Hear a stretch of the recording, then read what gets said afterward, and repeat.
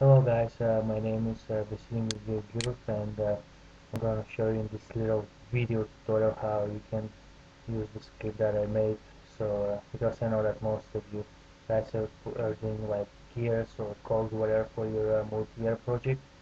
So before we start, just a few rules kinda that you have to follow. Let's say that you finish your modeling, everything is cool, this is your model, and this is how it's gonna be placed in your scene. Just even if it's rotated, even if it's something like this or something, whatever, if the rotation is not zero, don't worry about it. Just don't freeze the transformation of it and don't make it zero, because basically what the script is doing is adding expressions over here on the rotation axis Y. So basically you can do whatever you want with these rotations over here, so just don't freeze the transformation. The other thing that is that if I can just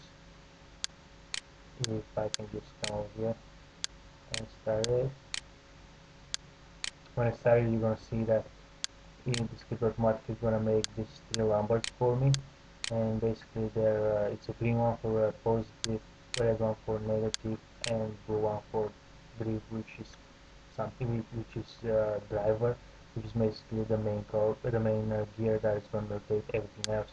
So when you start a script, you have over here, it asks you for a control, it asks you to create a control locator, which is basically a locator that you don't need to put any values on it or something. It just script itself needs some information from it. So you can just click on this button, and if I go to my outliner over here, you can see that I have my locator over here. But just another quick rule: don't change the name of this. Don't change the name of the locator, because basically the script is searching for attributes that are on this locator. If you change the name, it will be able to find them. So how this whole thing work? Well, I already posted a Moodle, but it's like this. Let's say that this over here is my main gear, right? That's gonna rotate everything. That's gonna rotate this one. It's gonna rotate this one, this one, this one.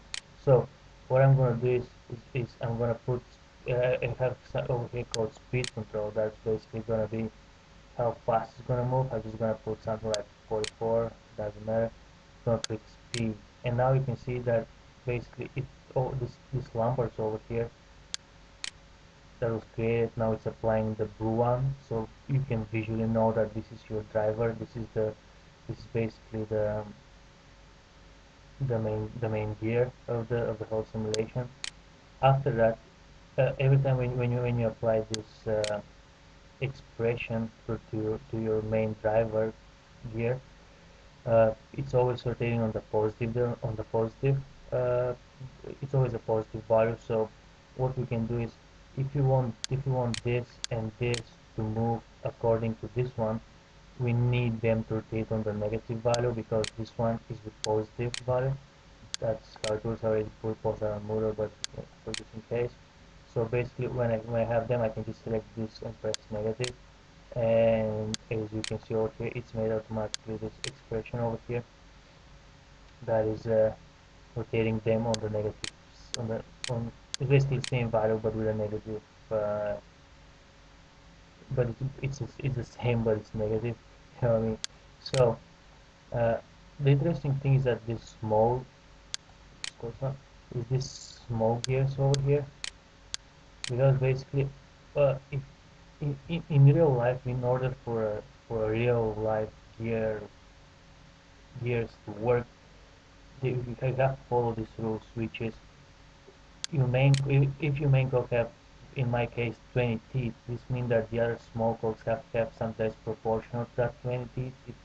I don't know if that's the word for it, but I think it is. So you have to be proportional, which means that this can have 10 teeth or 5 teeth or 4 teeth or something like that. Sometimes proportional to 20. In my case, this have 10 teeth only. So what this means is that basically if I apply this again negative, because this is on the positive axis, this means that, as you can see, it's rotating, but it's not rotating with the speed that we actually need.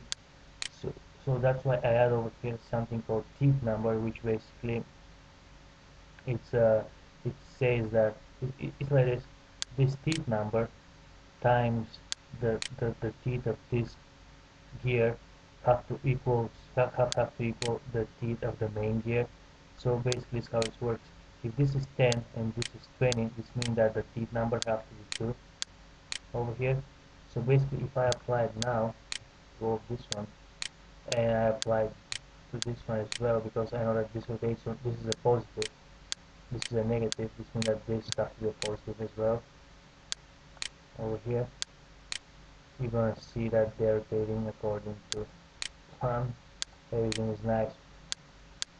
So if you don't want to calculate this teeth number by yourself for some reason, I made this little tool over here called the teeth calculator, which means that if I want to calculate how much I have, was the value of my teeth number for this gear over here, I have to put my main gear teeth, which is 20. I have to put this gear's teeth, which is 10, and that's going to give me my teeth number value. And then I can just change it, so you're just gonna give you value. You're just gonna apply it over here, and then you can just use the negative or positive tolerance. Also, let's say that you just start building your machine or whatever you're building, and you want your main gear to have 120 teeth, but you're not really sure how. On your smaller gears, how many teeth you can put. So what you can do is you can type, let's say over here 7, just because I know that you can divide 120 by 7. So if I press this now, it's going to say that it can actually do that, and you have to press the suggest teeth number button, which is this one, which is going to give you suggestions of what number of teeth you can actually model. Then over here, if I press the suggest teeth number button, it's going to give me these suggestions that says, yeah, you can do uh, you can model a gear with, let's say, 30 teeth or 24 teeth. And then when you model, let's say with 20 teeth, you can just come over here, 20, see that you have your teeth number have to be 6, press 6, and you're already set. So uh, yeah, that's how it works. So if you can just summarize everything, it's like this. We have your main gear, that in our case is this one. It's going to rotate on the positive. It's always going to rotate on the. It's always its value is going to be positive. Then you have this one and this one, and in order for them to work properly, this means that if this is positive, this have to be negative. So you can just select them and press negative. Also, if you have this one, and this one, they have to be negative as well. But because they have twice as less teeth than the original one, this means that the teeth number actually have to be 2, and then you can press negative. And because this one over here has to take on the positive, but its neighbor is have the same number of teeth as him, this no, actually, it's because it's have to rotate on the positive, right? So basically, his neighbor actually doesn't matter because it's taking information from the driving gear. So basically, you can just select it, leave this to 2, and then click positive, and then it's gonna do the math for you, and it's gonna calculate. What is good about this is that if I change this expression over here, and let's say, well, yeah, but I wanted to rotate faster, I'm going to put 76 whatever over here. I'm going to put X. I'm going to put speed, and as you can see, it's actually update the whole simulation, which could be pretty useful. So yeah, I hope that this helps you in your projects, and it's going to speed your working flow.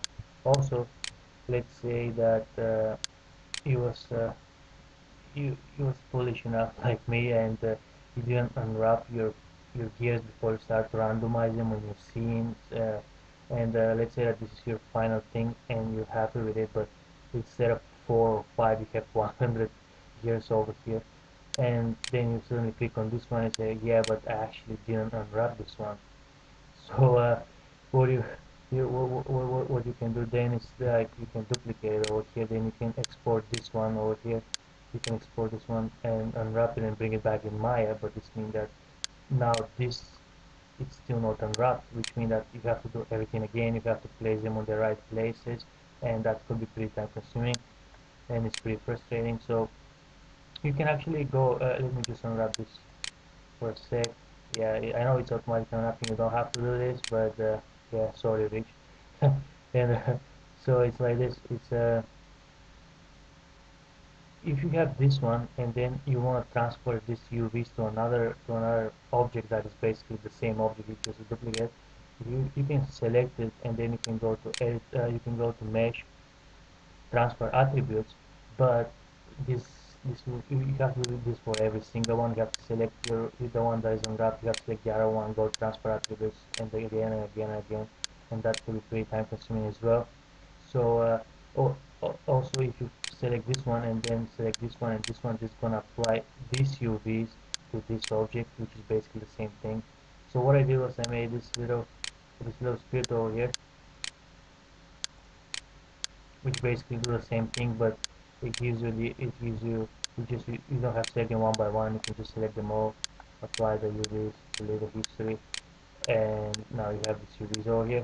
So if I wanna, let's say I can just combine this by going to polygon layout, and now you can see that if I export this and I texture, and basically I have one layout for all these three gears, which means that if I export this and put it in Mari or Photoshop, whatever you're doing, you're gonna have one texture for these three gears, which is pretty good.